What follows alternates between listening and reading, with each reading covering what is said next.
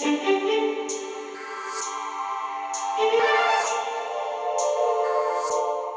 real estate market is heating up. The number of property sales has risen every month for more than 3 straight years.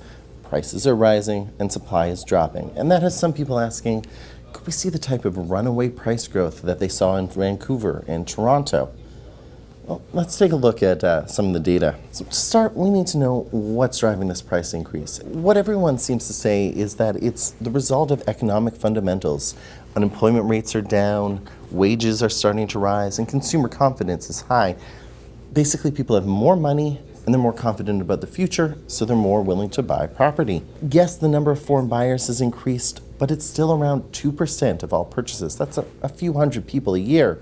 And while there's definitely speculation in some parts of the market, it doesn't seem to be driving the region-wide price growth.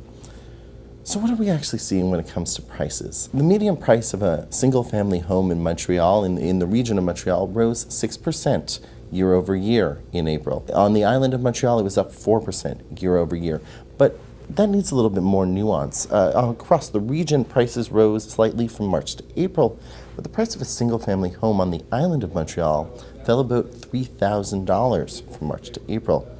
And when it comes to condos, prices are up about 2% year over year. That's pretty important because in Toronto, even when other prices started falling, the price of condos continued to rise about 15%. So as Montreal's property market continues to heat up, the number of active listings is falling. That means supply is dropping. When it comes to condos, though, supply is actually rising. There are about 9,600 units on Montreal's condo resale market, about 1,900 new condos, according to the Canadian Mortgage and Housing Corporation. Well, that's down from 2015. It's up from a couple months ago.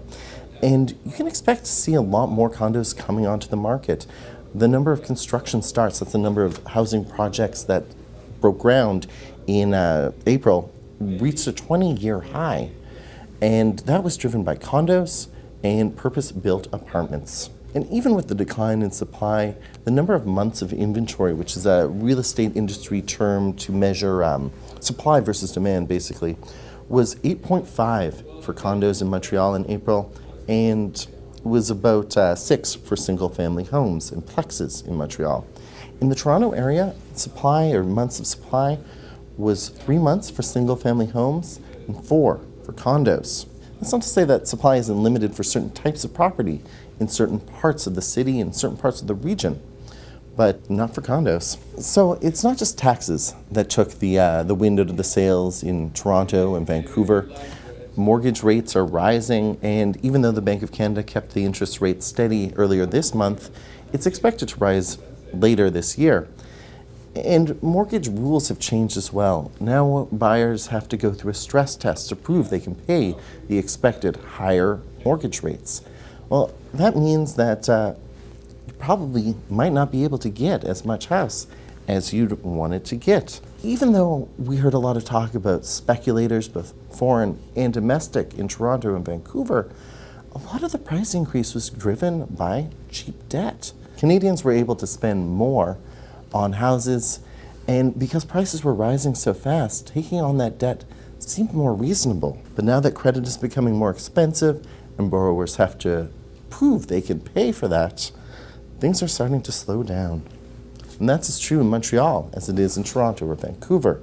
And while Montreal is doing better economically, on many economic measures, it still lags behind other cities like Vancouver and Toronto. Wages are lower. Vancouver has a much lower unemployment rate. And Montreal actually has a higher percentage of renters. It's the highest of the 35 largest metropolitan areas in Canada, about 10% higher than Vancouver, about a little less than 10% higher than Toronto. And that has an effect. Lower rents, especially when the stock market is outperforming the housing market, definitely disincentivizes buying property, either as a home or an investment.